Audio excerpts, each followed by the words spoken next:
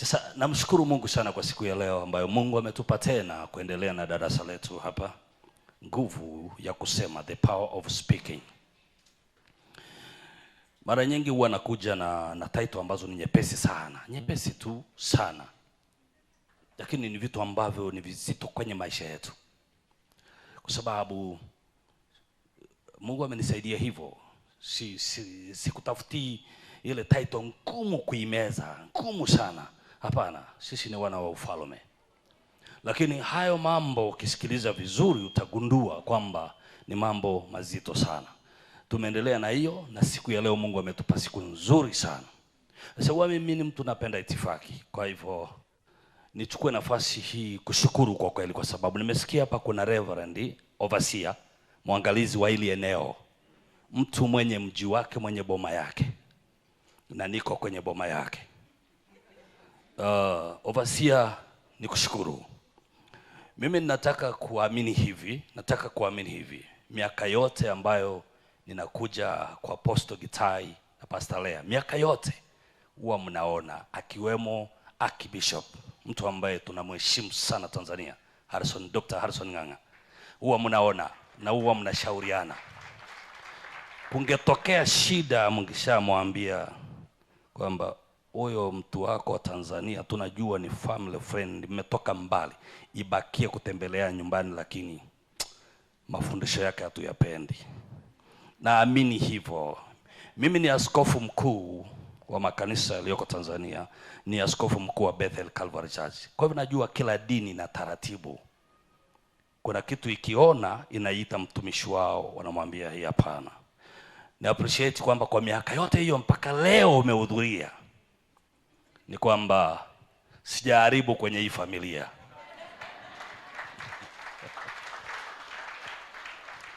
Na naheshimu uwepo wako hapa, na nikuombe salamu zangu zifikishe kwa Archbishop kwamba nanyenyekea sana. Sikai hapa nikijivuna, kwa sababu nafahamiana na hawa tangu wakiwa vijana wadogo. Najua niko mahali ambapo kuna uongozi wa taifa, najua hilo kabisa kabisa. Kwa hivyo hata nikiongea hapa ukaona naongea nikirusharusha mikono, lakini nina akili kichwani.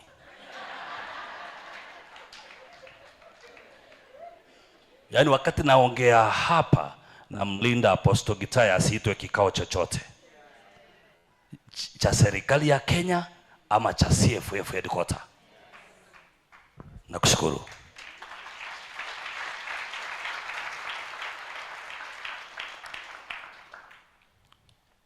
Ako nako nika mdomo, usipojua ku appreciate lazima ujue namna ya kupanga maneno yako, usije ukafukuzwa. Lazima tuheshimu watu na mamlaka yao, sababu Mungu amewaweka.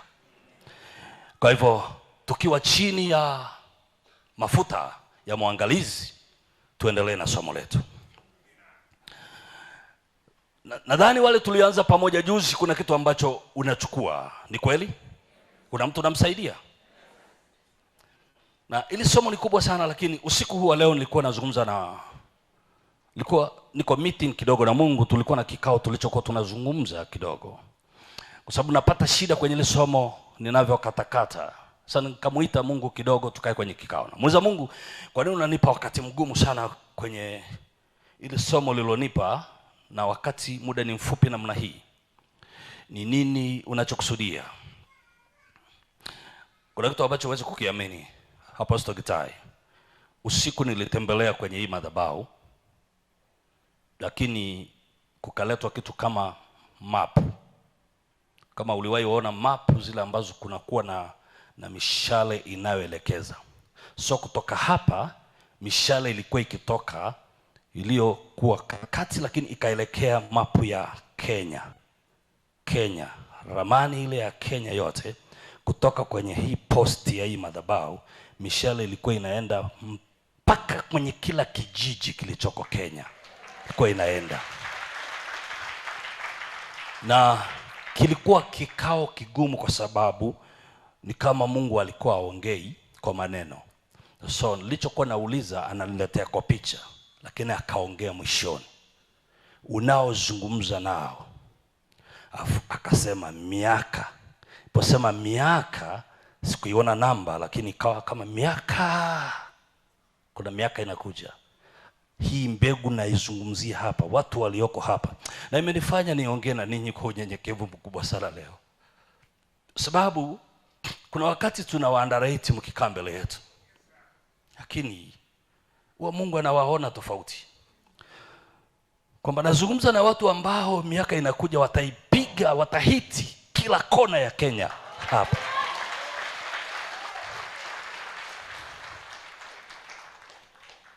Wapo hapa wiki hii, watasikia na wataituliza Kenya. Yes. Kurabashaka. Kenya itatulia kwa sababu ofisi zitakaliwa na watu ambao wana hekima katika kuongea. Taifa litatulia.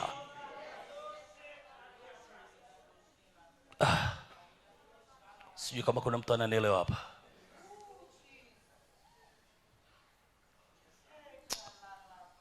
Mimi nikiangalia nashangaa, kina nani hawa sasa? Ni nani hawa wanaenda huko kote? Lakini Mungu aliyoko juu mbinguni aliniambia usiku wa leo kwamba anazungumza na madhabahu hii, ujumbe huu hapa Kenya. Amechagua hii madhabahu kwa wiki hii kwa sababu miaka inakuja ataituliza Kenya.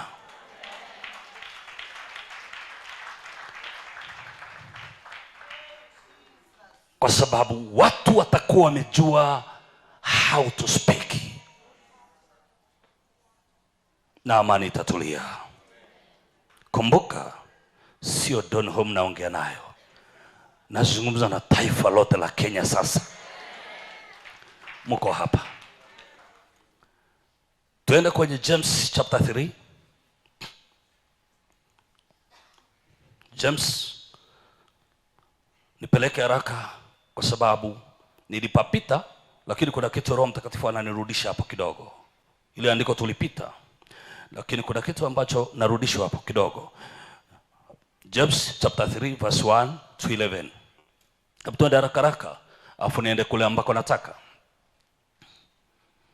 Ndugu zangu, msiwe walimu wengi. Maana yake msiongee wengi. Si walimu, si kazi, si kuongea. Hapana. Yaani azungumze mmoja labda, lakini wengi wajifunze kutulia. Kutulia kunaleta hekima. Ndugu zangu, msiwe walimu wengi, mkijua ya kuwa mtapata hukumu kubwa zaidi. Endelea. Maana twajikwaa sisi sote pia katika mambo mengi. Mtu asiyejikwaa katika kunena, huyo ni mtu mkamilifu, awezaye kuzuia na mwili wake wote kama kwa lijamu. Hii tulisoma. Angalieni, twatia lijamu katika vinywa vya farasi ili wamtii, hivi twageuza mwili wao wote. Tena angalieni merikebu, ingawa ni kubwa kama nini, na kuchukuliwa na upepo na pepo kali, zageuzwa na usukani mdogo sana, kokote anakoazimia kwenda nahodha. Vivyo hivyo na ulimi, nao ni kiungo kidogo, nao hujivuna majivuno makuu. Angalieni jinsi moto mdogo uwashavyo msitu mkubwa sana. Nao ulimi ni moto, ule ulimwengu wa uovu. Ule ulimi uko wapi? Domoni. Na ukifungua kinywa chako ili uweze kuzungumza tu, ni ulimi unakusaidia. Umewekwa katika viungo vyetu huo ulimi. Ukisoma Biblia zingine zinauita member, ni mshirika kwenye viungo wa ulimi. Huyu mtu ameshaniwekea amani ya members. Mungu akubariki. Okay, rudisha kwenye Kiswahili. Nadhani ni ametaka muone kwamba sio maneno yangu. Biblia imesema ni nani? Ni member. Huyo ni mwanachama huyo. Kwa ulimi ni member. Unaweza kumsuspend ukitaka, kama hafuati taratibu za chama. Saa ingine hata kimbilia porini ukatae kuongea na watu siku 3, nyamaza huko. Kwa sababu nimekuambia vile ulivyo wewe ni matokeo ya kinywa chako. Unaweza usiamini, lakini ndivyo.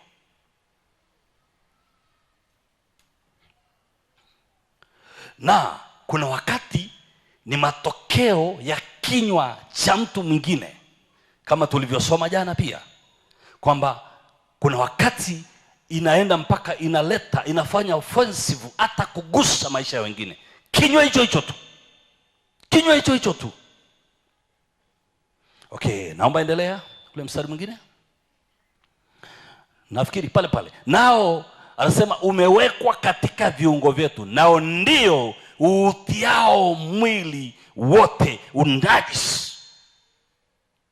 Sasa hapa Roho Mtakatifu alinikumbusha kwamba sijapapita vizuri hapa, kwamba kusema kunakoambatana na ulimi kwenye kinywa kuna uwezo wa kuutia mwili wote unajisi. Lakini ngoja nikueleze vizuri sana. Tunapozungumza mwili, nazungumza hivi nilivyo, lakini kumbuka pia na kanisa linaitwa mwili wa Kristo. Maana yake kanisa linaweza kunajisika kwa kusema. Na ni kitu cha ajabu sana, huwezi kuamini. Kuna nguvu ngumu kwenye kuongea. Sababu ukishakuwa mtu wa kuongea hovyo, unaweza kusukumwa kuongea hata pande zote mbili. Wewe upo unaongea, unaweza ukatabiri, saa hii tukakusikia umetoa unabii, baadaye tena unatukana. Kinywa hicho hicho kimoja, baadaye kina laani, kina bariki, kinywa hicho kimoja. Na hapo unakuta kanisa limenajisika kwa sababu ya aina ya watu. Uliojiuliza kwamba siku hizi huwezi kutofautisha watu waliookoka, watu wa Mungu, na watu wa dunia? Kama waamini watembelee maofisini kwao waliko wakifanyia kazi. Kama waamini tembelea manager. Yule unayemwona hapa ni mtulivu kabisa, ni mcha Mungu, amenyenyekea, hebu kamkute mahali anasimamia watu wake, na kaangalia anavyosimamia wafanyakazi hata wa nyumbani kwake. Sikia tu lugha anazozitumia, sikia anavyotamka, maneno yake yalivyo makali, kama mtu wa dunia, kama mpagani. Nenda masokoni, tembelea. Ukipita masokoni utafikiri ni wapagani wote waliomo humo, lakini kumbe humo kuna watu wa Mungu pia, wanauza na wananunua. Lakini sikiliza lugha zinazozungumzwa kule. Wanakuambia huku bwana, hapana. So wakija Jumapili kanisani wanakuwa wengine, lakini wakitoka wanakuwa watu wengine. Tutamdhihirisha Kristo popote tunapokuwa. No matter tuko sokoni, tuko kwenye matatu, tuko wapi, wacha tuonekane sisi ni mabalozi wa Jehova. Na watu watuhesabu hawa ni watu wa Mungu. Kwa nini wako hivi? Unaitwa kwenye mkutano wa siasa, hata kwa vile umefika tu kwenye siasa, lugha ya kuongea ni inabadilika? Hapana, hata hapo ongea kama mtu wa mbinguni. Hata hapo zungumza kama mwana wa ufalme. Tatua, sababisha amani itawale. Maneno yako yakolee munyu. Hata mtu aliyeketi akisikiliza aulize, kwani huyu mtu ni nani? Ni nani anavyoongea kwa hekima namna hii? Wakati mwingine hatuhitaji hata kusema Bwana asifiwe. Niliwahi kufundisha, sijui kama ni hapa, nikasema Bwana asifiwe si salamu ya Kikristo, haipo popote. Mtashangaa kidogo. Hakuna mahali reverend ambako eti ni imeandikwa tukikutana tuambiane Bwana asifiwe. Hakuna hiyo kitu. Hata kanisani tunatumia neno hilo ili kukuamsha usisinzie.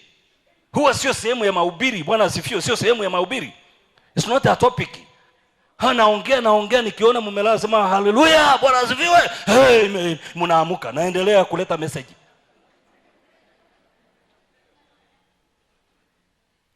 Sio lazima kila mahali tuseme hilo. Tunaweza tusiseme Bwana asifiwe, lakini bado tukiwaacha watu wakijua sisi ni nani. Sema hata kama hajajitambulisha, huyu ni mtu wa Mungu.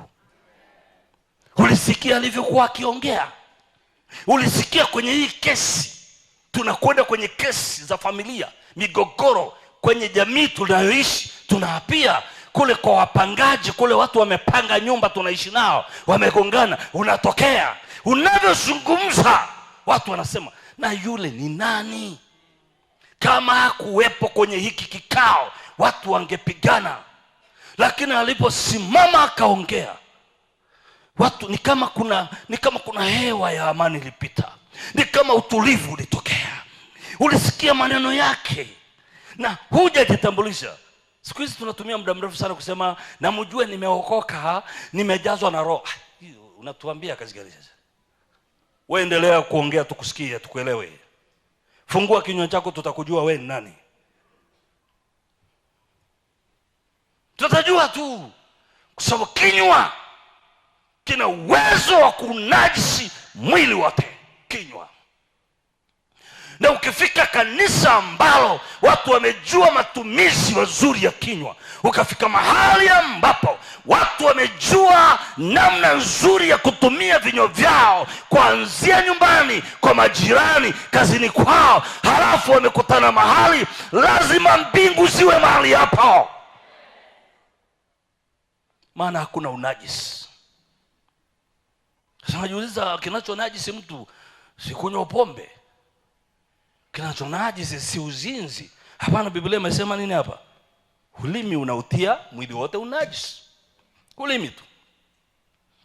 Wakati wewe ukihangaika na vingine, unaweza ukamaliza vingine, ukafanikiwa sana kwenye uzinzi. Jambo ambalo ni muhimu sana. Chunga sana, usizini. Mbaya. Usinywe pombe, mbaya. Nishakwambia kwamba pombe, mwaka nilikuwa hapa nikawaambia pombe nimeambiwa wapatiwe watu wanataka kufa. Sasa hakuna mtu anataka kufa hapa. Maskini tu. Yaani pombe iliwekwa kwa watu ambao hawajaokoka na wanataka kujinyonga na hawajakutana na mhubiri. Sasa ile angalau hasahau shida zake kidogo, mhubiri amfikie. Mimi sijasema, mmecheka tu. Mimi sijasema chochote. Alafu akishakutana na mhubiri, akishaokoka, anaambiwa yeye ni mwana wa ufalme. Na Biblia inasema wala haipendezi wafalme kunywa pombe. Wafalme ndio sisi. Watu waliokoka ni uzao wa kifalme. Maprince na maprincess hawezi kunywa pombe kwa sababu wanakaa kwenye kiti cha maamuzi ili kuamua taifa. Sasa ukiamua taifa, mlevi hawezi. Sisi kama mnaelewa hapa.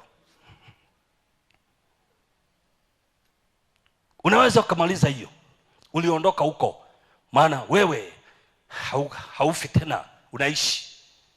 Haunywi pombe, hauzini, lakini kinywa kikakusababisha uende jehanamu.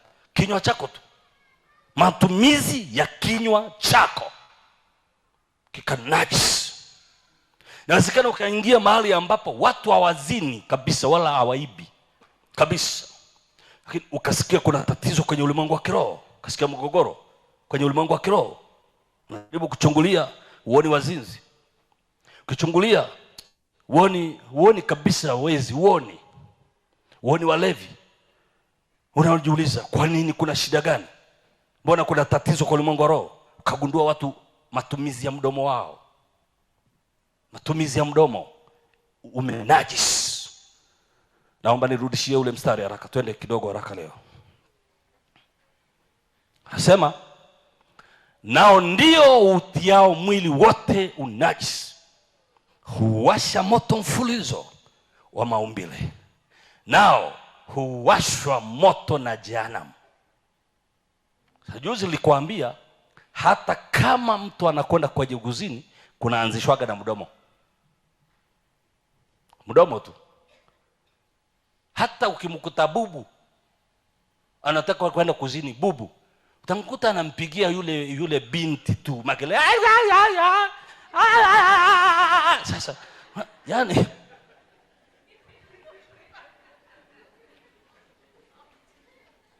kwa nini anadanganya? Hakuna bubu ni atazini na mwanamke tu Hapana, lazima afungue yako kama mdomo.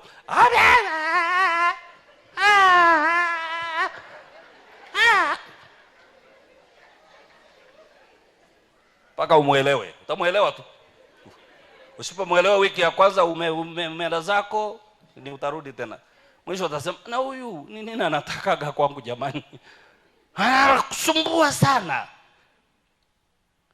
Utagundua mdomo ndio unapelekea dhambi zingine. So lazima mdomo ufanye mawasiliano, uzungumze. Mdomo ndio utaongea tu. Ndio sababu unatia mwili unajisi, unaweza kuwasha moto kama wa jehanamu. Mdomo.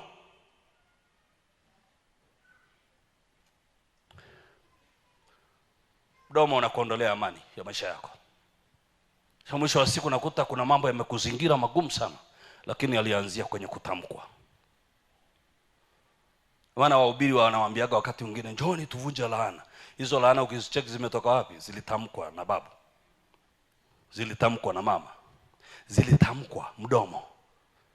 Na unapojifunza wewe ni kwamba usitamke yasiyofaa, usitengeneze Kenya mbaya na maneno. Ni kanisa pekee ndilo limebakizwa duniani ili libariki taifa. Kanisa pekee limebakizwa duniani litamke mambo mazuri. Wakati dunia ikisema Kenya inaangamia, kanisa linasema Kenya itapona. Wakati dunia ikisema Kenya inaharibika, kanisa linasema Kenya itasimama imara. Wakati dunia inasema uchumi wa Kenya utapotea, kanisa linaukamata uchumi, linaurudisha, nasema uchumi wa Kenya utaimarika kwa jina la Yesu. Ni kanisa. Utasema kwa nini uwe hivyo? Wewe si mjinga, mambo yameharibika na unabakia kusema ni mazuri. Kwa sababu najua kazi ya kinywa changu kama mteule ni kuumba, ni kucreate, ni kuumba, ni kushona vinavyoharibika, ni kukusanya vinavyotawanyika. Mimi nakusanya.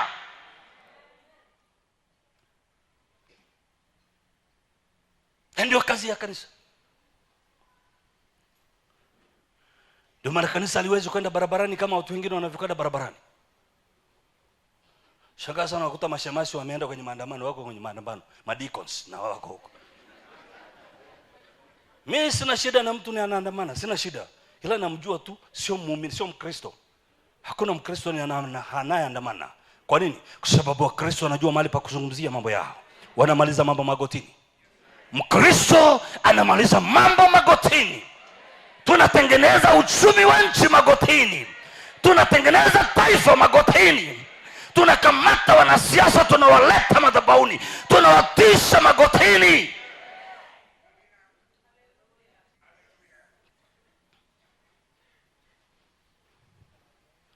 Nakuta mtu mwimbaji wa kwaya kabisa na anayetuambia kwamba twende Yerusalemu, amebebana na mawe huko kwenye maandamano, yuko na mawe ndani. Twende wapi? Kila jambo lina watu wa aina yao. Na sisi ndio mbegu iliyochaguliwa duniani ili kuponya taifa. Na wafalme wanapaswa kuinua macho yao wakati mambo yamekuwa magumu, waseme tuende wapi? Walione kanisa. Waseme twende kwa watumishi wa Mungu, maana huko tutapona. Waje kuinama kwenu, wakapiga magoti kwenu, wasema tuombeeni. Kikombe kimekuwa kigumu hiki cha kuongoza. Wapate maneno kwenu kwamba Mungu atawasaidia. Sio ninyi muongozao, ila Mungu atawapa msaada katika kuongoza. Kanisa lina majawabu. Tunakuwa na watu kanisani Jumapili ambao Jumatatu wanaenda kuandamana.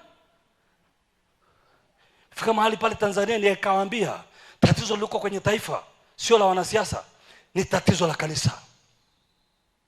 Ukiona taifa limefika mahali pabaya, maana yake ni kufeli kwa kanisa, ni kushindwa kwa viongozi wa dini. Hakuna waziri fisadi ambaye hana imani ya dini mahali fulani. Hakuna mwanasiasa mwizi ambaye hana kiongozi wa kiroho anakokwenda Jumapili. Kama mtoto wako ni mwizi, tulaumu majirani? Kuna najaribu kuangalia hivi ni nani hasa ambaye ni kiongozi kwenye serikali ambaye hana mahali anaabudu? Wapo? Hamna? Mchachi, yani siku hizo ukute mtu kwa mwenye government kwamba huyu ni mpagani kabisa anaendaga kuomba miungu. Si wengi wanajazanaga kwetu makanisani kwetu? Ni wengi. Si kwa nini wasisikilize neno la Mungu hapa wakapona? Aache kwenda kuiba hela zetu. Akifika kuiba aseme, no, mimi nimeokoka. Hapana, mimi ni mtu wa Mungu. Hapana, mimi ni mtu wa Mungu. Hapana. Kwa nini? Waendelee kuambatana na dunia, kufanya mambo ya dunia. Waendelee kudanganya, kusema uongo, wakati wao ni watu wa Mungu.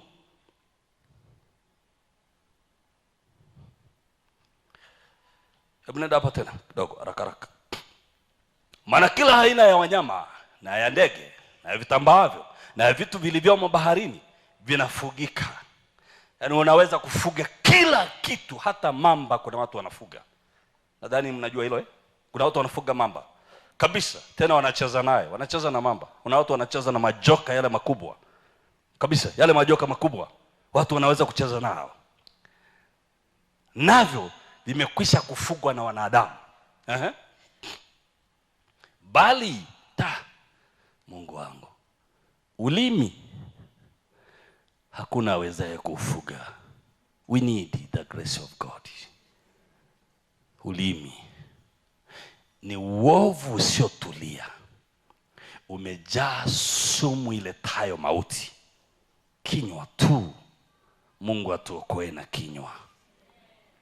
Mungu atuokoe na kinywa. Kuna watu wamesambaratisha ndoa kwa sababu ya kinywa. Watoto wako wametawanyika kwa sababu ya kinywa. Anza kufikiria wapi palizungumzwa. Kesho tunapokuja kuomba hapa, ili Mungu ashughulike na hapo. Kwa huo, sikiliza sasa vituko vya ulimi. Ulimi ni kitu cha ajabu sana. Ni memba pekee ambaye anacheza namba zote uwanjani. Hakuna namba acheze. Utamkuta yeye ni golikipa, utamkuta yeye ni beki, utamkuta forward, utamkuta wapi? Wale watu wanajua wana mchezo.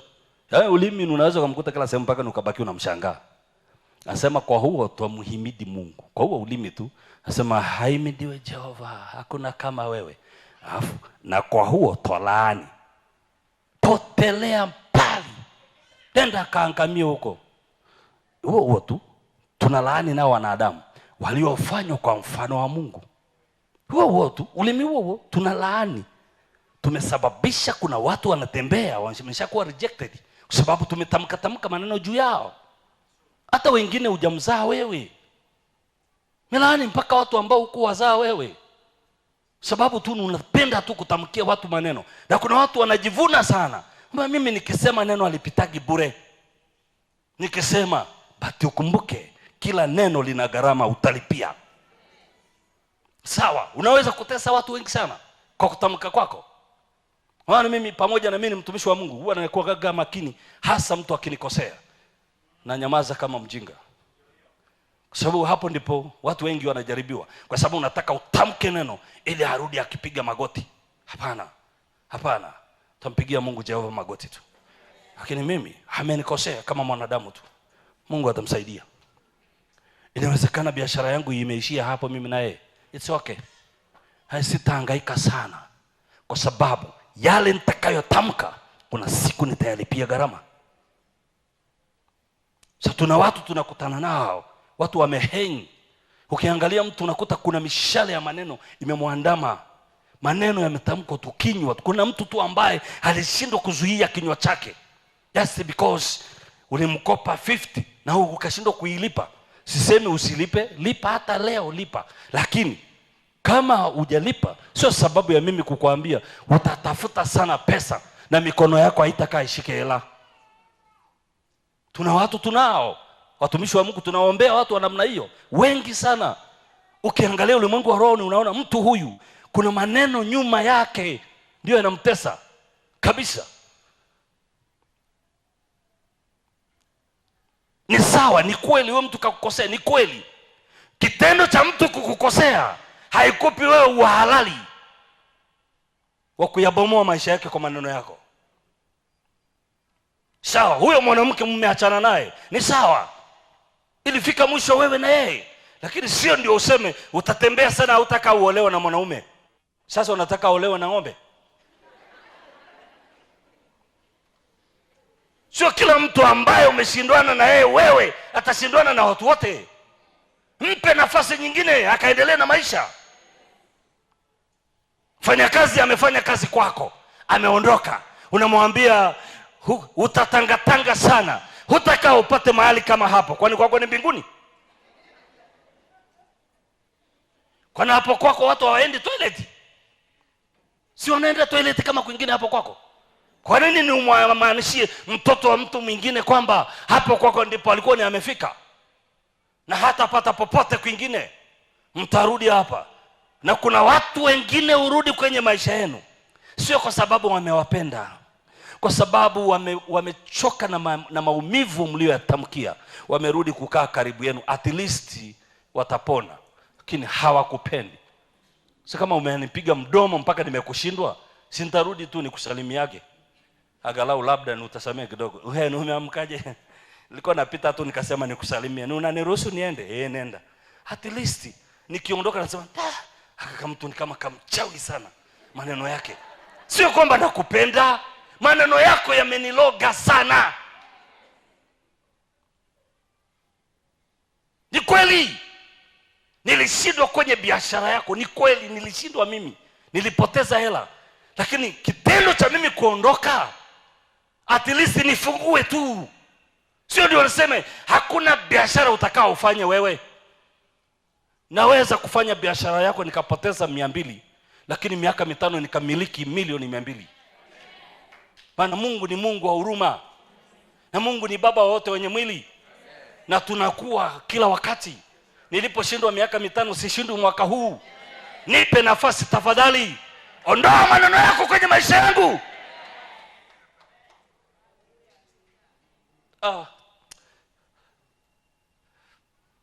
Ondoa maneno yako kwa maisha ya watu. Ondoa. Wana nafasi nyingine ya kuendelea.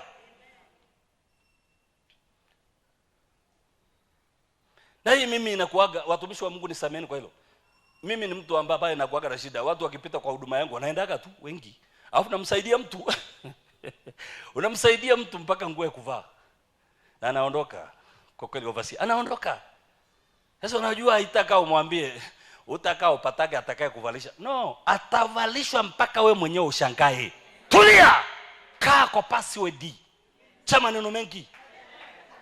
Huyo mtu sio mali yako, ni mali ya Mungu. Inawezekana amekosea hapa, ni kweli, but you never know. Kule yule mtu ndiye alikusudiwa kumnyoosha, hata noka tu.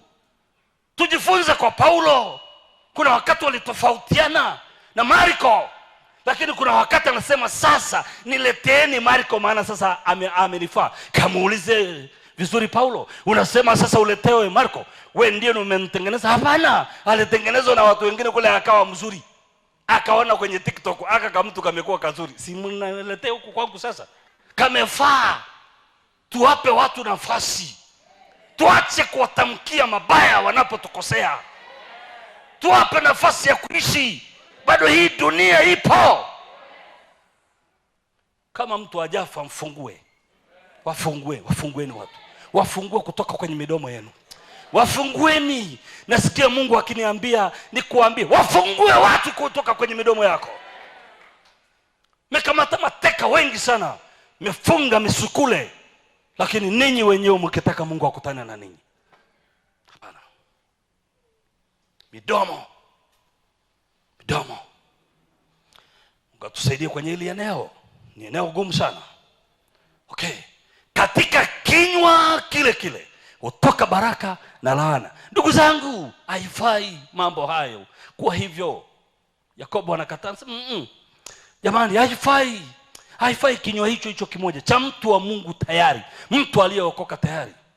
Wala usijivunie mtu wa Mungu aliyeokoka kwamba wale wote waliotofautiana na wewe wameshindwa maisha. Hata kama imekuwa hivyo, jiondoe kwenye hiyo kesi. Jiondoe. Mambo mengine ni Mungu mwenyewe. Siku moja mtu aliniletea habari za mtu aliyekuwa kwenye maisha yangu na akanifanya mabaya sana, lakini hakaribikiwa vibaya. Jikuta nimelia kwa sababu sitamani mtu aumie yote yule, kwa sababu alafu nihusishwe. Mimi sio mchawi, mimi ni mtu wa Mungu. Kwa nini nihusishwe na kuharibika kwa mtu? Ndio maana hata mjumbe mmoja aliyekuja akikimbia kumpa taarifa Daudi, akifikiri anampa habari nzuri, adui yake na amekufa. Mwambie, wewe ni habari gani unaniletea? Watu wa Mungu hawafurahii watu wanadamu walioumbwa kwa mfano wa Mungu wanapoharibikiwa, hawafurahii. Kuna mtu mimi sitamfikisha kwenye destiny yake, wacha aondoke. Wacha aondoke. Ni bahati mbaya kwamba wakati mwingine wanaondoka wakituumiza. It's okay. Hatujafikia maumivu kama ya Yesu bado. Na bado akasema wasamehe. Hatujafikia hiyo level. Bado sana. Hatujaumizwa kiwango hicho. Na kwa taarifa yako Mungu, wale walioshindwa mbele yako, maombi atakayotaka ni wewe utawaombea. Kama waamini, kamuulize Ayubu. Wezi kuwaondoa mbele yako watu waende wakang'ang'ane duniani ovyo. Atawarudisha Mungu kwamba waje wapige. Wewe ndiye utawatamkia, nendeni mkawabarikiwe, nimewafungua. Kabla ya wale marafiki wa Ayubu hawajaondoka pale, aliwaambia huyo mtu awaombee. Msiende kuwa mzigo mnakoelekea, awafungue haraka, maana mmemkwaza. Hivyo ndivyo ilivyo. Fungua kabla hujakutana na Mungu. Fungua watu. Tuna watu wengi sana ambao tumewafunga in the name of tumeokoka, na tunaombaga Mungu. Kwa vile tuna uwezo kunena kwa lugha, tunafunga wao asiende, arudi hapa, asiende, asikae apate chochote. Hapana, hii dunia ni kubwa sana. Wacha akapate.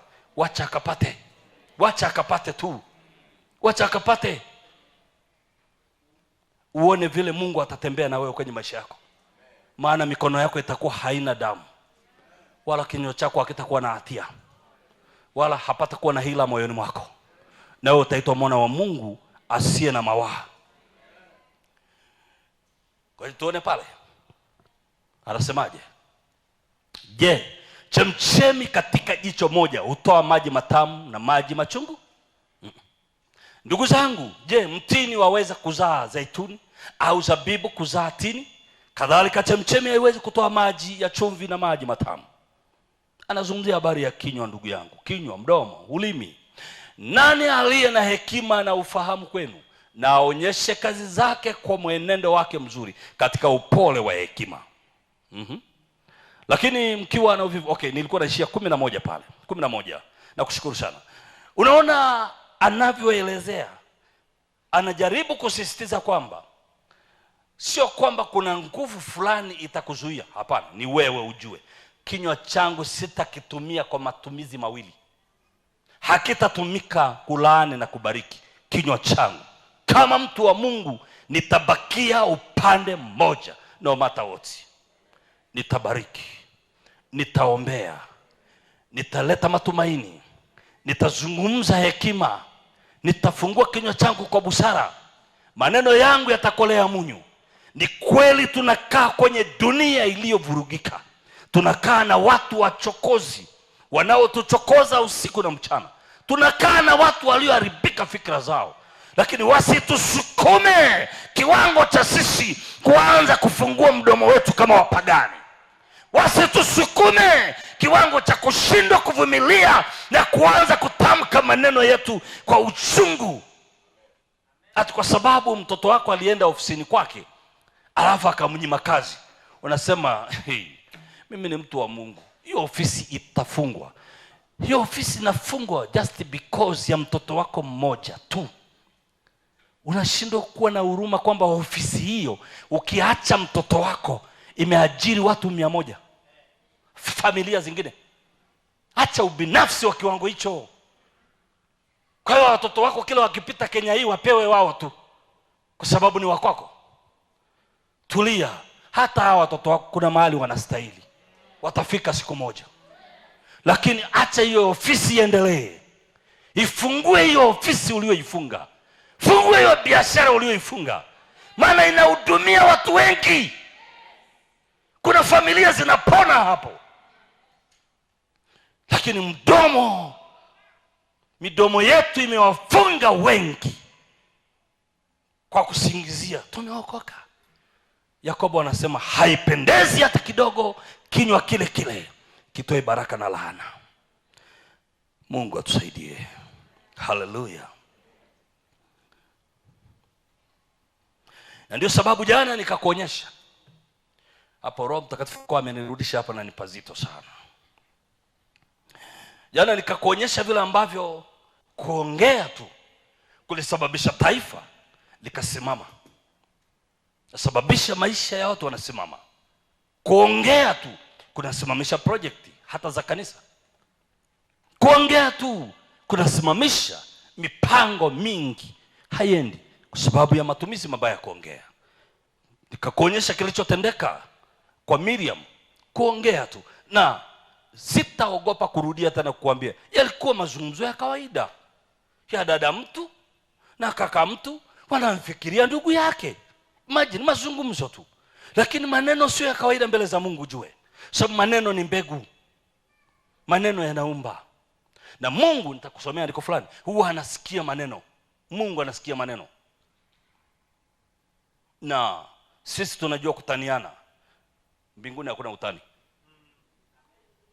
Sisi tunasemaga tumetaniana tu. No. Kwa makini utani wako, kama umejazwa na Roho Mtakatifu na Mungu ndani yako, acha na mambo ya utani. Hata yale tunayoongea kwa utani wakati mwingine uonekana yakiwa ni yanatokea tena wazi. Mara ngapi overseer tumeongea mambo mengine kama kucheka hivi na unakuta yakiapia. Sema hai, na nilisema tu kama kwa utani. Tena kuna hawa watu wenye mrengo wa kinabii, waogope sana. Nabii ni anaweza akakuzungumzia kama anacheka hivi, kama mnaongea stories za kawaida, ukashangaa alichoongea ni kitu kilichoko kinikatania. Ndio maana lazima ulinde kinywa chako sana, maana hakuna wakati uliopewa duniani kwa kuchezea kwa maana ya utani. Maana hata yale ambayo unatania, mbinguni hakuna utani. Kama vile shetani hanaga muda wa kucheza drafti, hana, sababu anaukomboa muda wake. Kwa hata kucheza drafti kwake ni kazi kamili.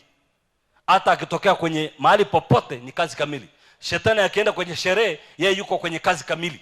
Wewe wakati ukisherehekea ukasema hai, leo ni siku ya kurelax kidogo bwana, shetani yuko kwenye kazi kamili. Ndio maana mkiwa kwenye sherehe, mkisherehekea, mkiburudika pale, shetani anashindwa kumtumbukiza mtoto pale pale, amtumbukize kisimani. Na sherehe ukute nimeharibika tu. Sema jamani, tulikuwa tukisherehekea vizuri, mtoto amtumbukie. Ninyi mnasherehekea vizuri, shetani asherehekei, yuko kazini. Maana hana muda wa kupoteza. Mkristo wa kweli anajua hana muda wa kupoteza. Na kama kuna eneo la kulinda sana ni mdomo. Mdomo unakupa wewe madhara, inapatia familia madhara pia. Miriam alitaka kusababisha mauti. Ashukuriwe Musa, mtu aliyekuwa na kibali kwa Mungu, ambaye alikuwa haongei tararira, haongei ovyo, alikuwa anazungumza kwa password. Musa alipofungua kinywa chake kwa Mungu, akamwombea Miriam. Unajua alikuwa amwombea Miriam tu. Musa aliona mauti kinyemelea familia yao, wanaenda kuzika dada, wanaenda kuzika kwa sababu ya kutokuongea, kujua yapi ya kuongea na yapi ya kuacha. Musa akasimama kuzuia ile hatari. Lakini sio familia peke yake, taifa liliingia kwenye mtanziko, liliingia kwenye ugumu. Taifa halikutembea siku 7, limetulia sababu kuna mtu ameongea hovyo. Mimi nikifika hapa naogopa sana. Ni mara ngapi nimeleta stagnation kwa jamii yangu, mara ngapi kwa familia, hasa sisi wa baba. Kuna wakati tunakosea mambo mengi sana, tunaleta mkwamo kwenye familia. Mara ngapi mama umeleta mkwamo? Pale ilikuwa siku 7. Umeleta mkwamo kwa familia yako miaka mingapi? Miaka 7? Miaka 10? Na bahati mbaya pia hujui. Ni mara ngapi kama mzazi umeleta mkwamo kwa watoto wako miaka kadhaa? Watoto wanaenda hakuna hatua yote. Maana uliongea tu. Na kama kuna eneo moja nililiogopa sana, ni lile la kujitambua tumetokea wapi, na tukafanya kama kaibada fulani kazuri kwa Mungu. Bao ninyi nyote hapa mmetokea huko, nyote hapa tu. Kama yuko mmoja wakishua hapa kutoka kuzaliwa, bahati sana. Kiangalia ninyi nyote tukia kule kwetu tu. Wote tu. Na tunafikiriaga ni njia ya kumwendea Mungu hiyo. Tazama Mungu kule nilikotokea. Majira yamechange. Mfahamu Mungu kutoka alikokufikisha. Endelea. Baada ya Petro kutoka gerezani, alipofikishwa nje, aliambiwa, songa, ndoka, mambo ya gereza achana nayo. Wewe ni nani na umekuja achana na hiyo. Baada ya Lutu kuvutwa kupelekwa nje ya mji, jiponye nafsi yako mlimani. Hizo story sio syllabus ya maombi. Badilisha syllabus yako ya maombi. So mambo yamebadilika. Nilikwambia jana, nikakwambia tofauti yetu sisi na ya hawa vijana ni maombi. Sisi tulikuwa tukiomba mpaka mbingu zifunguke tuone. Na kuona Yesu umekaa hapo kwenye kiti cha enzi unanisubiria. Wakati hawa wanaomba akasema, naona Bwana ukinipa gari la kutembelea. Hatutafanana hata siku moja. Beni ilipita huko mimi kwa Pentecoste ule. Nilikuwa huko. Kwa Pentecoste wa zamani. Sisi tulikuwa tunaagana kila baada ya ibada. Kila baada ya ibada tunaagana kwa machozi. Tusipoonana tena hapa, tuonane mawinguni. Niko nikiwaambia hawa barabarani kwamba namliacha hiyo kabisa, hamtaki. Hawataki kuonana mawinguni, maana ana project amepanga anataka ziendelee. Za mabilioni ya fedha.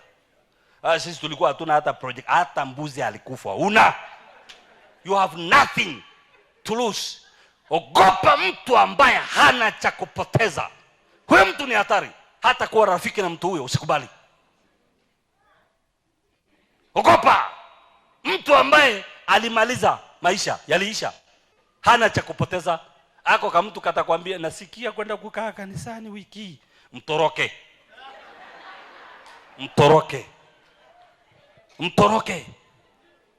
Sisi ndio hao, ilikuwa tu ni kukaa kwenye milima. Tunakaa mlimani, ukaa huko, naona mbingu zimefunguka. Ukishuka, ukikutana na mtu, unamsalimia kwa kunena kwa lugha. Rika pasaka. Mnakumbatiana kwanza kwa muda mrefu hapo mnakaa. Unasema, mpendwa, hatuna muda zaidi. Muda umeisha. Tunalia. Sisemi hivyo nikisema kwamba Yesu arudi. Atarudi. Lakini sio leo. Kanunue gari.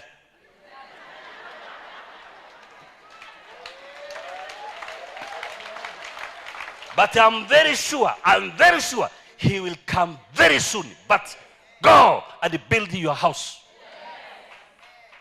Nenda katafute mke mrembo, oa. Usioe kama mwanamke tu kabekaa hapo tu barabarani kamekaa hivi. Utakaa naye miaka 5 utamwacha. Eti ngoja nichukue huyu tu nisukumane naye, Yesu si anarudi. Harudi.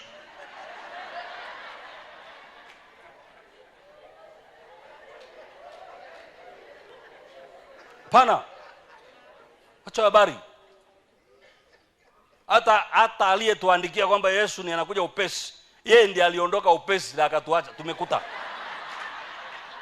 Ndaka mtafute aliyeandika hiyo ni nani? Nani? Nani ni aliandika hiyo? Na usisiniambie ni Roho Mtakatifu. Ni Yohana aliandika. Na aliondoka. Alikataa kufa mpaka kwa mafuta akachemshwa, lakini bado aliondoka. Alingangana kubaki. Anapelekwa, anachemshwa, anakataa, lakini bado alikufa yeye. Kwa hiyo nikimkuta nitamwambia, Roho, wewe ndio uliondoka soon. ukatuacha.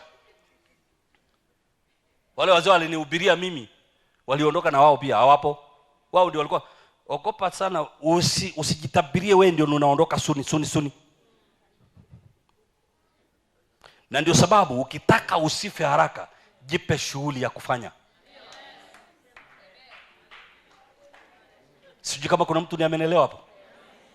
Kama wewe ni mwanaume ukitaka usife haraka, onyesha umuhimu wako kwa hiyo familia, kwamba unapaswa kuwepo ili uwatunze. Huwezi kukaa mahali bure, uleti chakula, ununulie watoto nguo, ununulie mke nguo, wacho utakufa mapema tu wewe.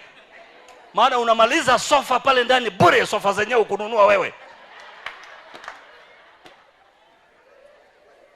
Hata remote unang'ang'ania remote, unaichakaza remote ya mwanamke wa watu ambaye anaenda sokoni anafanya biashara, wewe unabaki umekata kwenye remote unabadilisha channel. Hapana, ili Mungu aiokoe hiyo remote, you have to go soon as possible.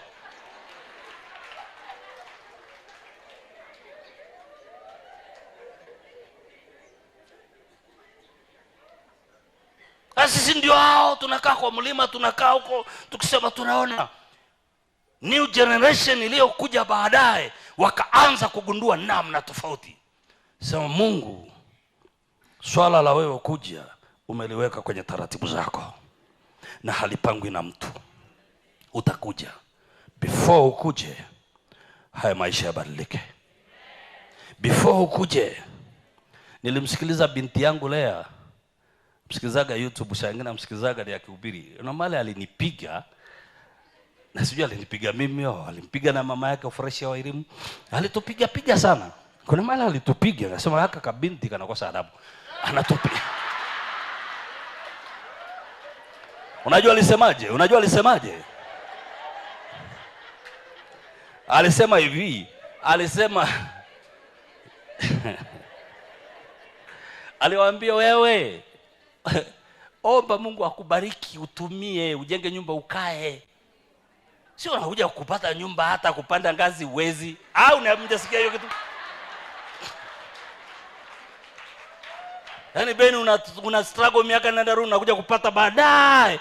Hata kwenda gorofani uwezi, unaomba chumba cha chini ulale huko chini. Alafu huko gorofani unawalaza wageni wanaokuja wana nguvu za kupanda huko juu. Aka kabinti nako kana maneno mengi sana.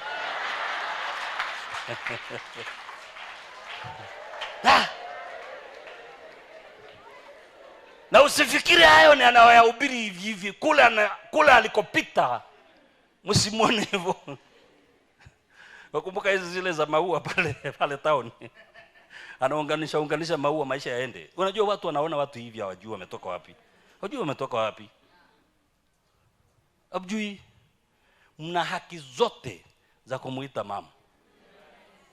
Na age yake alikopitia, aliexperience, kuna kipindi aligeuka kama mama tena ukulisha familia. Samia kusema hilo. Ana kibarua hapo fanya. Mambo yamekuwa magumu. Nafikiri waliposhikana tu na wewe mtu wako akaanza kusema hapana, haitakuwa hivi. Hapana, Yesu asirudi kabla. Simalizi, lakini si mnaona kwa macho?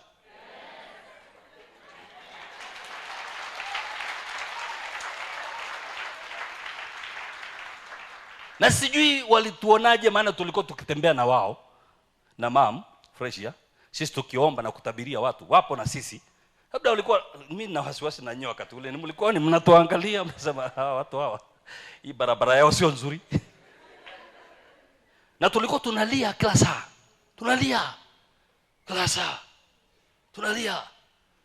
kwa sababu sisi tunaona tu mbingu zimeshuka, tunaona tunaondoka eti tulikuwa tunaona tunapaa saa anytime tunaondoka kwenye dunia hii yenye shida na matatizo. Ngoja nikwambie, inategemea mdomo wako. Hii dunia sio mbaya. Nimeongea vibaya hapo? Ovasia, watu wako nimewambia vibaya? Mimi nimewambia hii dunia sio mbaya.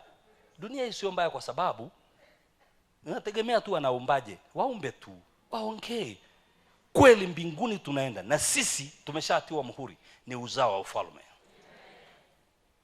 Lakini kwa nini Mungu ametuacha hapa? Ametuacha hapa kwa sababu anataka tuenjoy matunda ya vinywa vyetu. Hapo ndio hatari iliko. Hapo ndio hatari ilipo. Unakwenda kwenye maombi, style yako ya maombi ikoje? Unajifunga kwenye maombi mwenyewe kama zile nyimbo zetu za zamani, ninyang'anye vyote niachie Yesu. Unyang'anywe vyote, vyote. Na watu waliimba ninyang'anye vyote uvazie mpaka wakanyang'anywa mpaka wake.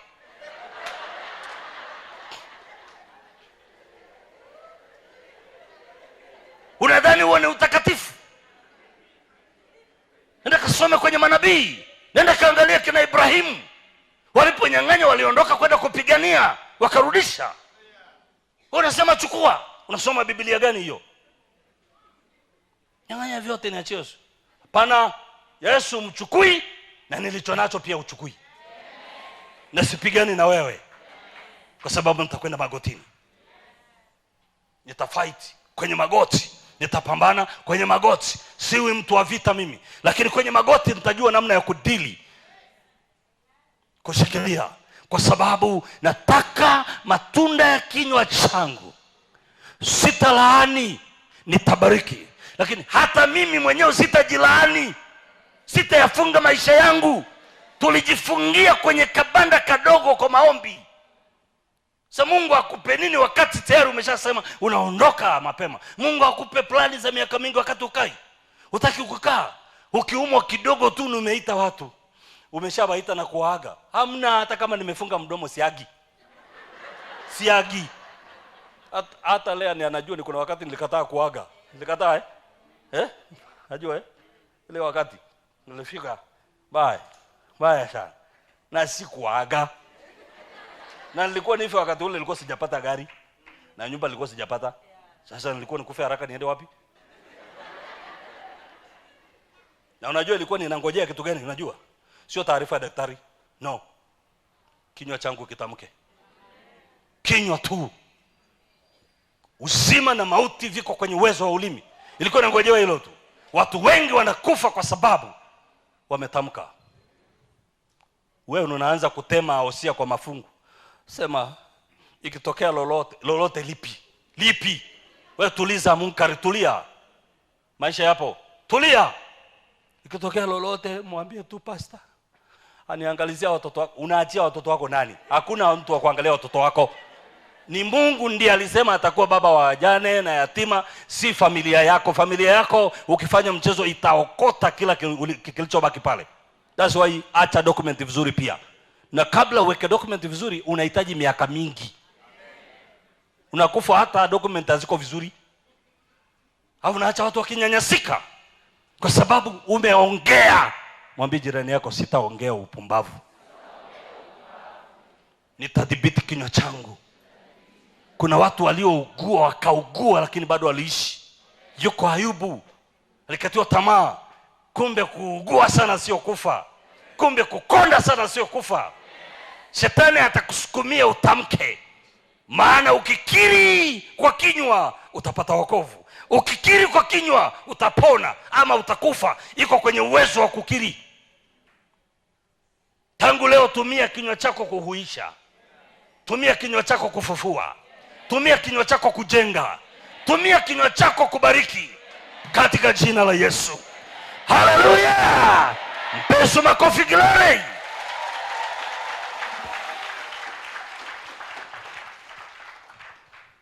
Nikupeleke tu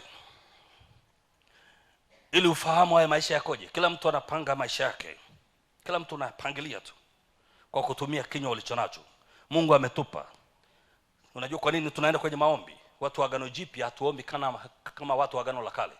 Sijui kama ni mnaelewa. Maombi ya watu wa Agano Jipya sio maombi ya Agano la Kale. Agano Jipya tunaendaga kwenye maombi kutengeneza vitu. Ndio maana pia wakati mwingine tumia muda mfupi sana kukaa ukisema nafunga na kemea. Wewe tengeneza vitu haraka, utapoteza muda hapo. Tengeneza nyumba zako, tengeneza magari yako, tengeneza, jenga. Hiyo mambo ya kufukuzana na wajao unafunga huko na wafungia huko. Utachoka sana. Utapoteza muda mrefu. Usipoteze muda mrefu. wachana na mimi. Hata kama unajuaga na kupinga, wachana na mimi, maana sikufikii. Ukiona na kupinga, umeshanitangulia tayari. Kitendo cha kuanza kunijibu mimi, unarudi nyuma kunifikia pale nilipo. Sijui kama umeelewa ile lugha. Kwa hiyo nikwambie, hawatushambulii watu walioko kwenye level yetu. Kama ngoja niweke vizuri hapo. Hawakupigi vita watu wa level yako. Wanakupiga vita watu walioko kule chini, ambao wana wivu kule ulikofika. Wanatamani urudi, na wewe kwa ujinga wako unarudi kushuka ili kuja kumwambia utaniona wewe. Wewe achana na hiyo. Ukisikia wanakupiga mawe, hauko pale ulipo, wako mbali yako. Wanachojaribu ni ili ugeuke urudi. Na wewe kuna unayemwangalia aliyoko mbele, Kristo aliye mfano wetu. Tunakaza macho kumwendea. Sitashuka. Endelea.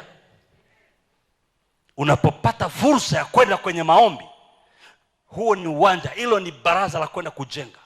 Unajenga, unatamka, unakiri, unatamka, unakiri. Sasa unatumia masaa mawili kwenye maombi, umeshafunga watu, umefunga wachawi, umefunga mbwa wa jirani, umefunga mashamba ya jirani yote, umefunga biashara za watu wenye chuki. Hawa waovu wasifanikiwe. Ulisema waovu hawataendelea. Wanaendelea, hawaendelee, it's none your business. Kwa taarifa yako, wewe usitamani hiyo. Tamani watu wote waendelee, kwa sababu hakuna mzigo kama kuishi na maskani. Ni mbaya. Yaani unataka wewe peke yako tu upite bila uishi na maskani. Maskini ukiishi nao una amani. Maana hata kiatu kilichochakaa ukikiacha pale nje ukikuti. Usifikiri ni raha uishi na maskini unawaombea wengine wote wafeli. Hapana. Watu wenye akili wote wanataka kuona watu wakifanikiwa. Maana utakuwa unakula chakula chako kwa furaha, kwa sababu hauhisi kama kuna mtu aliyoko nje ya mlango akiomba. Humuoni Lazaro nje ya mlango. Humuoni. Unaona kila mtu mezani kwake akiwa na chakula cha kutosha. Basi, na hiyo ni furaha. Hasa unafunga hawa maadui walionizingira hapa, na wafunga wote. Kwa tayari ukisha wafunga, Mungu ni wa haki, atawaleta kwako wao mzigo wako kuwahudumia. Sijui kama umeelewa. Mungu atasikia maombi hayo, ni kweli. Lakini hawa watu wataiba mahindi yako kila mwaka. Si uliwafunga wewe wasipate? Watasurvive vipi duniani? Watakuja kuiba mashamba yako kila mwaka.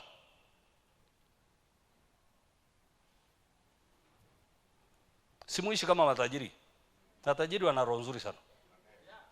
Matajiri wanaenda kutafuta mahali matajiri wengine walipo, wanaishi hapo. Mahali penye mageti mengi. Kama mahali wewe peke yako na gate, wataling'oa siku moja waondoke nalo. Kwa sababu wanapotaka kuja kuomba hata maji ya kunywa hawana pa kupita, umefunga. Matajiri hawanaga shughuli na aliyoko pembeni yao, hawanaga shughuli na mtu mwingine. Wanashughulika na mambo yao. Na wanaishi mahali ambapo hata sindano ikikaa hapo nje utaikuta baadaye. Hata ukidondosha 100 utakuta ikizungushwa nyumba hadi nyumba ikizungushwa. Hii 100 ni ya nani jamani? Inazungushwa tu. Sio kila mtu ana zake. Walokole mna maombi ya kuloga watu sana. Mnafanya dunia inakuwa maskini kwa maombi yenu. Mkiwafunga. Pana, fungulia. Anza kufungua.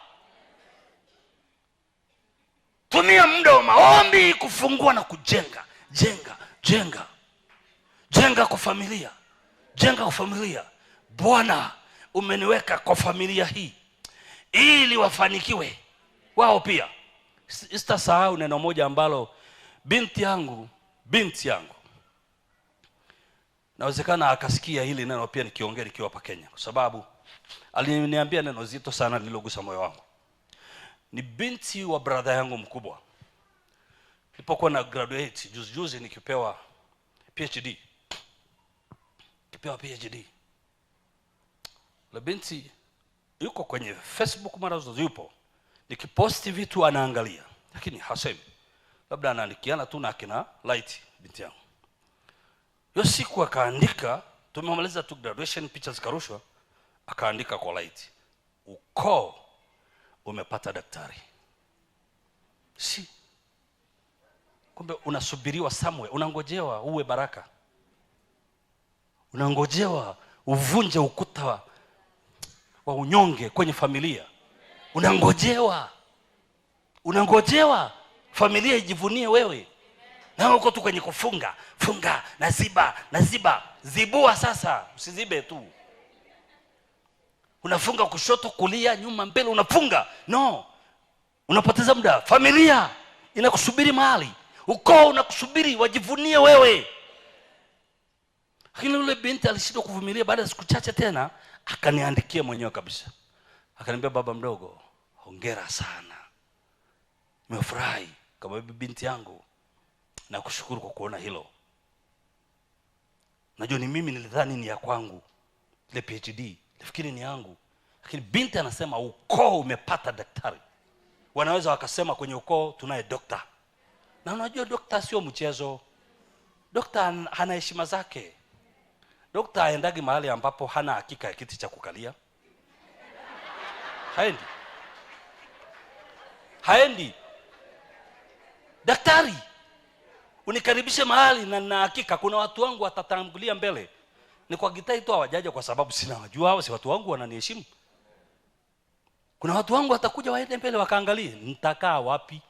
Watanirudia wambebe, baba usiende pale. Na wakati mwingine kile kitu kimeandikwa kabisa hapo, Dr. Willy Keo. Kwa hiyo nikija, siji nikiangalia, naongozwa direct kwenye kiti changu. Dokta. Na kwenye msalaba nikifa, halitaanza jina langu tu lizaliwa nalo. Sasa kuna hiyo majina yamechange, ukoo unapata heshima. Yule binti ni msomi, lakini unajua sasa kwenye ukoo, kwenye hile jamii yangu pale kwa watu wa kwetu, ni mimi ndiye nimekuwa number 1 kuwa na PhD. Ni mimi. Namshukuru Mungu, wakati ule nikisema milango imefunguka tuagane tukutane mawinguni, sikuondoka. Kwa sababu ningeacha familia yangu ikiwa haijapata dokta. Na hiyo spirit sasa naamini itavuta, kutakuwa na madaktari watakuja. Hata sasa ninapoongea ni kwamba nawavuta ili wawepo. Vijana watoto wangu wataanza watatamani kwamba kama baba mdogo amefika pale. Mtu mmoja ni akaniuliza, na huduma na nini, hicho kichwa kinashikaga masomo tu. Na unajua na kesha usiku, mimi nalala muda mfupi sana.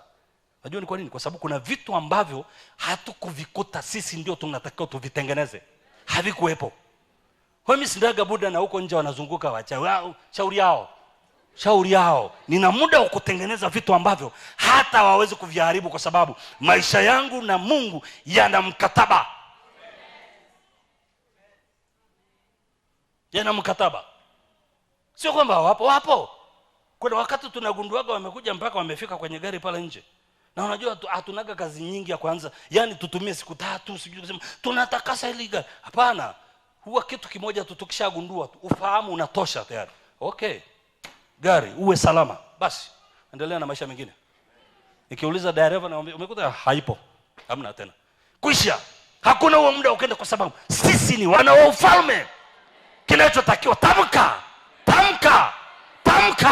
Tengeneza, umba, vinatokea kama Mungu anavyotaka.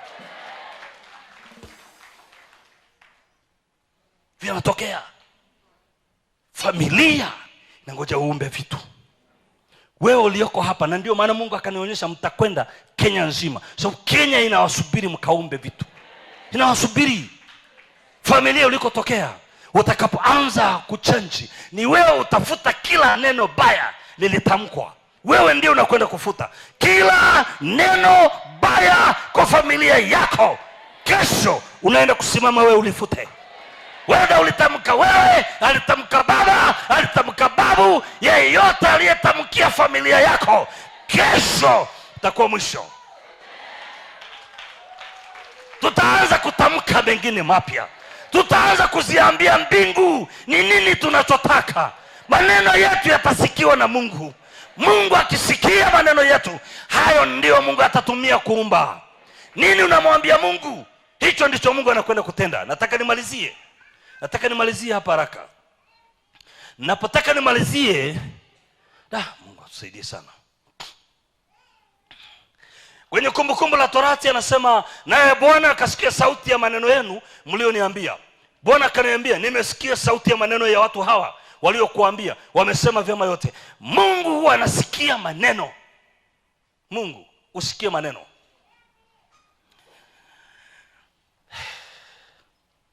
Anasema hivi kwenye Mathayo 12, kwenye Mathayo 12 mstari wa 34, 35, 36, 37. Naenda kwa haraka sasa nimalizie. Enyi wazao wa nyoka, mwawezaje kunena mema mkiwa wabaya? Maana kinywa cha mtu huyanena ya ujazayo moyo wake. Kinachotoa taarifa cha ulicho nacho ndani yako. Fungua kinywa chako uone. Ndio maana lazima mtu wa Mungu uwe makini sana. Tutakujua utakapoongea kwamba wewe ni wa nani. Tutajua. Maana yaliyojaza moyo wako yatatoka. Mtu mwema katika akiba njema hutoa mema, na mtu mbaya katika akiba mbaya hutoa mabaya. Basi nawaambia, kila neno lisilo maana watakalo linena wanadamu, watatoa hesabu ya neno hilo siku ya hukumu. Hapa ndio napaogopa sana. Kila neno. Maana tangu leo kuwa makini sana na maneno yako. Kazini kwako, ile kampuni na kutegemea wewe kuiumba, kwamba haitakufa hii kampuni, itaendelea. Unamwambia manager, unamwambia CEO kwamba usiogope, haitakufa hii kampuni, tuna mlango wa kutokea. Na nikuhakikishie, watu wa Mungu wakisimama kwenye nafasi zao, unaweza ukajikuta unaenda kulala usiku, Mungu analeta solution kukupitia wewe. Unafanyika Yusufu wa hiyo kampuni. Unarudi kesho yake unamwambia manager, nina njia ya uvumbuzi wa tatizo hili. Lakini wengine watu wanasema, tumekwisha, tupeni mishahara yetu sisi. Wanaanza kuandamana kesho pale, tupeni, tunadai haki yetu. Wewe unasema no, tulieni. Mnadai haki yenu sawa, na manager atakwenda wapi? Kumbukeni hata manager naye pia ana familia. Na yeye pia mambo ni magumu. Tulieni, kuna solution. Yusufu alitoa solution. Na wewe lazima usimame, utatoa solution. Utatoa njia. Hacha kuongea ovyo, maana kila neno lisilo maana wanalolinena wanadamu lina gharama zake, na siku ya hukumu lazima utolee maelezo. Kwa nini ulisema haya? Hata kama umekasirika namna gani, Mungu akupe neema ya kuvumilia, utulie. Umekasirika, usiongee. Hakuna wakati wa hatari kama kuongea wakati una hasira. Wakati una hasira, unatoa kila kilichoko ndani, na unaweza ukashindwa kurekebisha, maana utakuwa umeharibu vibaya sana. Wakati una hasira, usigombane na mkeo. Usimjibu mke wako. Usije ukamwambia ni mfupi kama pilipili, na utashindwa kurekebisha hilo neno. Baadaye ukimuita wewe mke wangu vizuri, atakwambia uniweni kama mimi ni mfupi kama pilipili. Uliongea maana ulikasirika. Unamwambia unajua nilikasirika. No, ukikasirika tulia, wewe ni mtu wa Mungu. Nenda chumbani kalale. Ukikasirika usiongee. Maana hayo maneno utakayoongea saa hiyo yataleta majibu, na utayatolea hesabu. Utatoa hesabu ya hayo maneno yote. Ngoja nikueleze kitu haraka hapa. Sikiliza. Nataka nikupe kitu fulani ili unielewe vizuri. Kama tukifanya tu kidogo kwa dakika kama 2 hivi, tukafika nyumbani kwa mzee Ayubu kwenye hali ya kuumwa, wakati ambapo alifika mahali anahitaji kufarijiwa kabisa. Kusoma pale utakuta watu waliompa maneno, marafiki zake walimpa maneno mengi sana, lakini muda uniruhusu kwenda huko. Anasema mstari wa 42, mlango wa 42 kule, anasema hivi: basi ikawa baada ya Bwana kumwambia Ayubu maneno hayo, Bwana akamwambia huyo Elifazi Mtemani, hasira zangu zinawaka juu yako na juu ya hao rafiki zako wawili, kwa kuwa ninyi hamkunena yaliyo sawa katika habari zangu kama alivyonena mtumishi wangu Ayubu. Hasira za Mungu ziliwaka juu ya hawa walipokuwa wanaongea na Ayubu. Maneno waliokuwa yakiyaongea, Mungu alikasirika, maana hayakuwa sawa sawa. Na sikiliza, maneno nafikiri ni ya kawaida tu. Njia pekee ya kuyaondoa iliyoonyeshwa hapa ilikuwa dhabihu. Basi sasa jitwalie ng'ombe waume 7 na kondoo waume 7, mkamwendee mtumishi wangu Ayubu, mjisogezee sadaka ya kuteketezwa, na huyo mtumishi wangu Ayubu atawaombea ninyi, kwa kuwa nitamridhia yeye. Nisiwatende sawasawa na upumbavu wenu, kwani ninyi hamkunena. Sikiliza, kesi hapa ni ya kunena. Kesi ni ya nini? Kuongea. Sema ni yaka mdomo. Kesi hapa ni mdomo umeleta ugomvi. Wanamwambia tu, wewe kama mgonjwa hivi bure, unajifanyaga mtu wa Mungu. Inaonekana umedhulumu sana mashamba ya watu wewe. Hata utajiri ulioko nao fikiria sana, labda uliibia watu. Yaani kila wanachomwambia hakimfurahishi Mungu. Mdomo walikaa pale.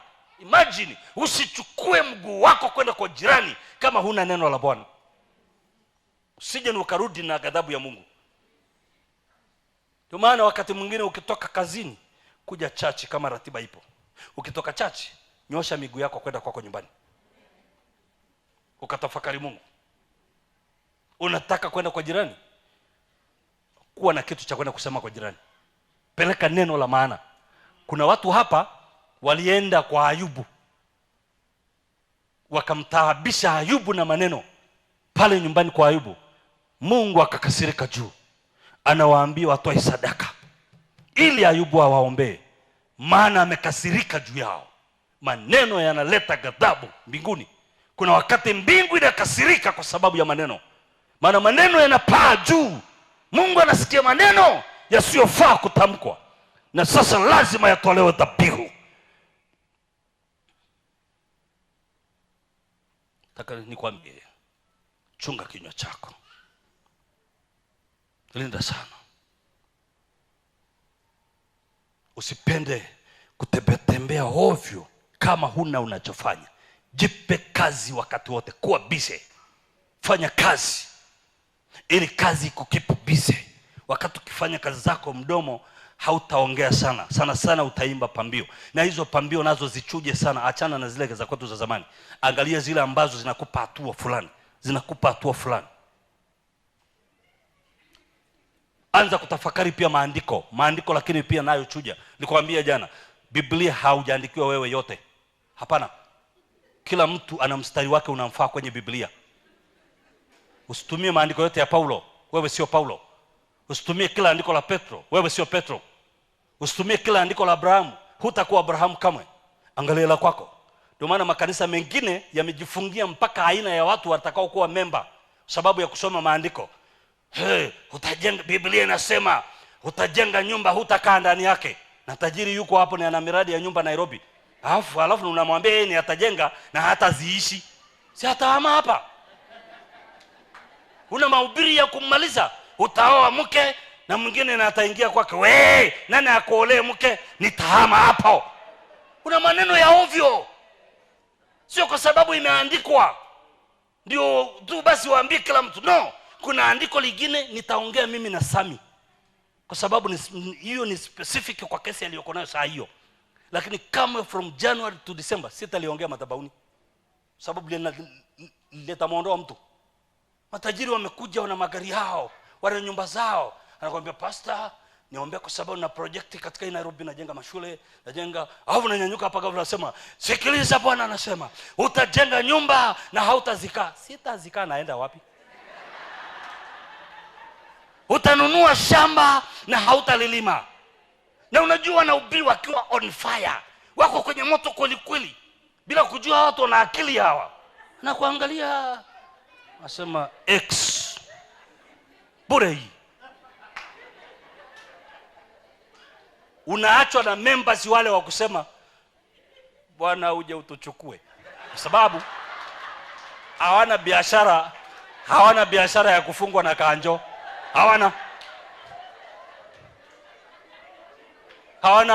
Hawana biashara ya kufungwa, lakini watu wote wenye business zao wanataka kufika mahali ambapo mahubiri yanawajenga kwenye uchumi.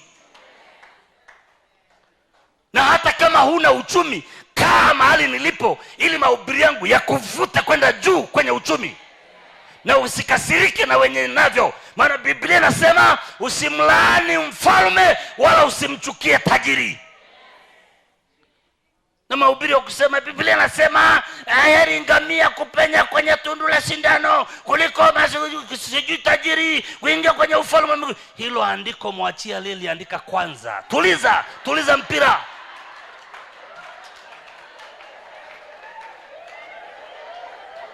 Tuliza mpira golidi. Tuliza kwanza mpira wewe. Wewe mambo yako bado sana.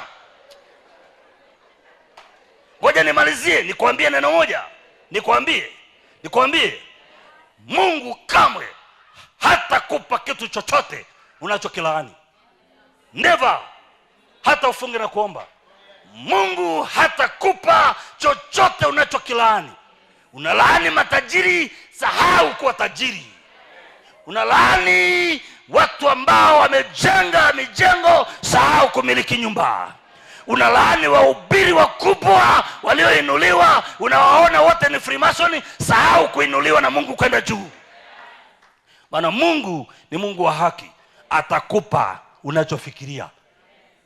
Kama unafikiri watu kutambaa na magoti ndio wazuri, hili Mungu asikukose mbinguni, atakuacha kwenye taabu hiyo. Maana kuna wengine wameamini kwenda mbinguni na watakwenda mbinguni na wafanye dhambi na wanaishi maisha ya kumcha Mungu pamoja na Range Rover zao, pamoja na magorofa yao, pamoja na mamilioni ya pesa, lakini bado atamuona Mungu Jehova. Hao nao Mungu anaenda nao namna hiyo. Ni juu yako kuchagua. Maana Mungu ameweka kwenye kinywa chako, uchague yapi unataka. Unataka kwenda juu, anza kuwabariki matajiri. Unataka kwenda juu, anza kufurahia walioko juu. Anza kuwapenda walioko juu, ili mkono wa rehema ulioko juu, maana Mungu yuko juu, mkono wake ushuke kukuvuta ukupeleke juu. Badilisha silabasi yako ya maombi, badilisha formula yako ya kuomba, badilisha namna ya kutamka, badilisha namna ya kujenenea. Simama juu kwa miguu yako. Hallelujah, glory. Mpe Yesu makofi, glory. Shangilia tena, shangilia tena.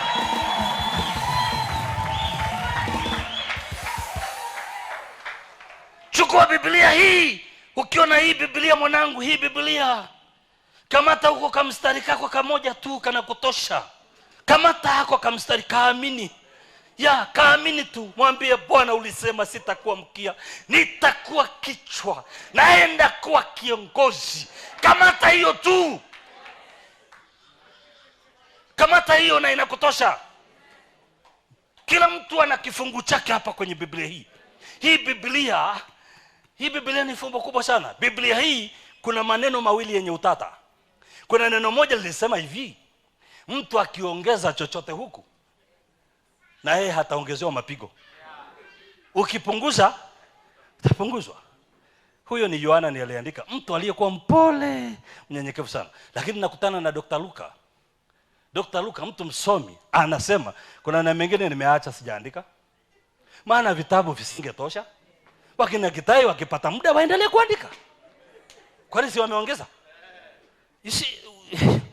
Uwe na akili. Chana mambo mengi. Shika huko neno lako moja, ruka nayo. Hata mchungaji niaguza koja sema mimi nina furaha sana pastor. Maisha yako nina furaha, maana naenda nikiwa kichwa. Naona sitakuwa mkia. Watoto wangu hawatakuwa mkia. Watoto wangu wataongoza. Wewe ngangana na hiyo. Ngangana nayo tu. Ngangana nayo. Na Mungu atasaidia.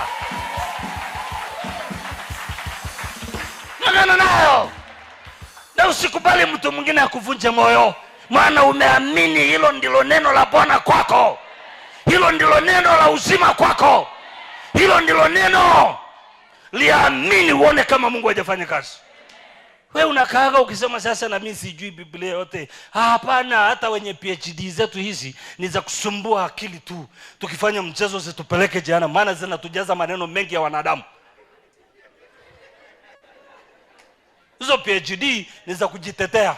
Miaka 35 nimetumika, alafu sasa ni yule. Angalau niseme nao, I am a doctor.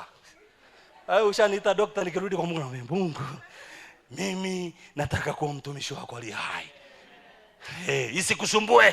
Isikusumbue. Maana na mimi kuna neno nalikamata kwenye Biblia. Neno mpaka binti anasema uko umepata daktari. Nimeng'ang'ana kukaza mwendo kwenda mbele. Nilikataa kudanganywa na hali yangu. Maana hali yangu iliniweka chini muda mrefu. Ikiniambia niliishia standard 7. By the way, niliishia standard 7. Nikwambie sasa leo ujue. Lakini usisahau niko na PhD 2. Moja honorary doctorate na moja ni academic PhD. Usisahau hiyo. Lakini niliishia standard 7. Unaweza kukataa kama akio, ukasonga, ukaenda, ukasema mimi siishi hapa. Mnaponikadiria sio hapo. Mnaponikisia sio hapo. Mliponiwekea mipaka sio hapo. Nitabomoa kila baria, nitapita. Mimi ninapita na nitaendelea kupita mpaka nitakakofika. Sisikii kelele. Kuna kiwango ukifika utasikia kelele. Haleluya. Karabosaka.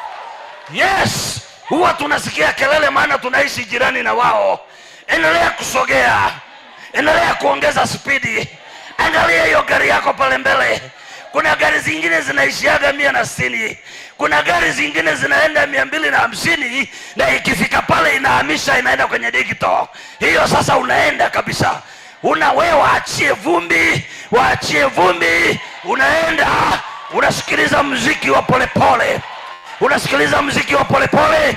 Usikii kelele zao tena. Maana kuna kiwango Mungu amekupeleka. No matter ulitokea wapi, kinachomata ni unakokwenda na Mungu. Familia yenu ilikuwa wachawi, it is none your business. Unakokwenda na Mungu ni wapi? Kaza mwendo na ujitabirie hiyo. Ujinene hiyo. Kesho, sema kesho. Kesho itakuwa heri kwangu mimi na familia yangu na taifa langu la Kenya. Maana utatamka.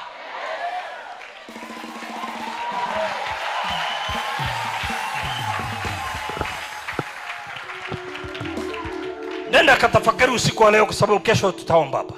Katafakari tu. Popote nitakapofikiria. Nilikwambia ile somo ni kubwa na niliandikia kitabu. Kwa hivyo hatutamaliza chochote. Lakini popote nitakapofikiria, nenda katafakari usiku wa leo. Kaanze kuchambua wewe mwenyewe maneno ya kinywa chako ambayo yamekufunga ama yamefunga mwingine. Usiwe mnafiki, kuwa mkweli tu. Maana Mungu anataka watu wa kweli. Kwa sababu ukikiri kwa kinywa utapata wokovu. Au kuna mambo yanawatesa yalitamkwa na unayemjua labda. Hilo nalo lichukue kesho kuja nalo hapa. Lakini pia fanya kama wale rafiki wa Ayubu. Tafuta sadaka. Sema Mungu, ninaenda na hii. Kama mnanifahamu mimi sio mtu naendaga na hiyo style sana. Nafikiri Reverend anajua. Sina tabia sivyo kuambia watu leteni sadaka nitawaombea. Hapana. Hata kesho sifanye kama vile wengine wanavyofanya. Siji kuipokea wala sifanye chochote, lakini wewe jua umekuja na sadaka, kwa sababu hakuna ibada bila sadaka. Hiyo ibada ya kesho ya kuwavunja maneno yako, ya kutuondoa kule tulikofungwa kwa maneno tu, tatoa sadaka. Wewe mwenyewe kaangalia tu kile Mungu anaweka kwako, njoo nayo tu. Sisemi kwamba nitamjua ambaye hajatoa kwa hivyo sitamwombea. No, mimi naenda kuombea watu wote kabisa. Kumbuka mimi ni baba, nawaombea watu wote. Lakini kama ukija na sadaka wewe ukaiweka hapa, ukijua moyoni mwako umeitoa kwa sababu kuna maneno uliwaitamka ama yaliwaitamkwa kwa familia, imewafunga, biashara yako iliwaitamkwa. Ni kweli uliwaikosea mtu, na unajua ngoja nikwambie, Mungu ni wa huruma. Unakosea mtu anakufungaje miaka 5 jamani? Haishi. Amekufunga tu hapa. Na unajua hii imetokea mpaka kwa watumishi. Mimi nimesikia kuna watu wameniambia hata kwetu kule, ambia mtumishi fulani alipoondoka baba yake wa kiroho namjua alimlaani, ndio maana akienda haiendi. Jamani, tunafungana hata huko kwenye madhabahu kuhubiri tu. Kuhubiri kazi ni ya mwenyewe. Wacha kila mtu apige sehemu yake tu. Wanafungana tu. Kuna maneno yanatamkwa. Wewe eneo utakalolijua, njoo na sadaka yako. Unaniangalia kwenye television, kwenye Facebook, Instagram, popote ulipo unaangalia, nafikiri unaziona kwenye vyombo hivi tunavyovitumia. Kuna namba ambazo hutumika kawaida na kuhani wa madhabahu hii kutuma mbegu yako, kutuma dhabihu. Hizo namba tu, sio za mimi akio. No. Mimi sijaje kuteka madhabahu hapa. Yaani zile namba ambazo hizo ziko hapo, zinapita hapo. Tuma tu, ikiwezekana. Sijui kama wanaonaga mkiandika, waandikie tu huko, andika kwamba hii ni sadaka yangu ya kuvunja maneno. Naanza upya kutamka, naanza upya siri ya kutumia kinywa changu, maana nimegundua kuna nguvu kwenye maneno inayoharibu hatima yangu ama kuitengeneza hatima yangu. Kama unanitazama kupitia television, Facebook, Instagram, tuma sadaka yako pia, lakini uandike pia, andika ujumbe kwamba hii ni kwa sababu hiyo, na kuhakikishia Mungu anakwenda kutenda. Mungu anakwenda kukuondoa kama wengine alituondoa. Sina muda wa kukueleza. Mimi ni mtu aliyefungwa na maneno yangu na ya wengine. Nilifungwa kabisa. Tena nikaendelea kuwa kama mhubiri, lakini siendelei, hata nyumba siwezi kujenga. Ni maneno tu, sio shetani. Shetani nilishamtoroka nikaenda kuokoka. Nilikimbilia kwa pasta nikaokoka. Ofasia nikaokoka. Sasa kilichonizuia nini? Ni kwamba hata baada ya kuokoka, hata mimi nilikuwa najifunga kwa sababu sina muda duniani mimi. Kwa sababu Biblia inasema hatuna mji udumuo hapa, tunatafuta ule ujao, na sisi ni wasafiri. Ndio tunasafiri, lakini hawa wasafiri nao, mbona wengine wanaenda na ndege na baadhi wanaenda na mkokoteni? Mimi nimechagua chombo kipi? Sawa, nasafiri, sikatai, lakini nasafiri kwa mtindo gani? Mbona natumia miguu yangu inavimba? Usiwe mjinga. Sikiliza, nilijifunga, hatuna mji unaodumu. Ni kweli, lakini mbona wamejenga New York? Kwa taarifa yako nisamee kidogo, nikupe siri. Wamishonari waliotuletea injili Afrika walispoil fikra zetu. Waliacha nchi zao zikiendelezwa, zikijengwa kwa kasi, wakaja kutuhubiria injili ya kuondoka haraka Afrika. Tunaondoka haraka, wakatuhubiria injili tu ya hatuna mji unaodumu hapa, hatuna. Wakatuacha nchi yetu ikiwa mbovu, na isitoshe wakachukua madini ya nchi zetu wakapeleka kwao. Kama walijua kuna kuondoka haraka, walipeleka mali za Afrika za nini? Si walijenga miji yao? Na mmekuwa wajinga mpaka leo, msielewi. Ndio maana mimi siamini injili ililetwa na missionary. Ndio sababu nchi moja katika Afrika, makao makuu ya Afrika yako wapi? Hayako Tanzania, hayako Kenya, yako Addis Ababa Ethiopia, mahali ambapo mkoloni hakuingiza mguu. Mkoloni hakuingia na wamissionary hawakuingia. Walipokuja wanataka kufika pale, walikuta tayari wana Biblia yao, na mpaka leo kachunguze, Ethiopia wana Bible ya kwao, sio hii. Wana Bible ya kwao, wanapambana nayo, wanamjua Mungu, wanayo. Na wamesimama na mkoloni akutia mguu pale. Sisi tukawapokea wa missionary, wakatujengea vijengo fulani vinarefuka vikienda juu hivi, vya watu wachache. Hii hawa watu wengi uko nao hapa, missionary asingekubali ukae nao wote, maana unaharibu muda, maana Yesu anakuja haraka. Unakusanya watu wengi wa nini? Watu wachache. Wakatuspoil fikra zetu. Hizo minded lazima tuziondoe. Hili sasa Mungu aanza kutembea na sisi. Majira yamechange. Amani iwe nawe.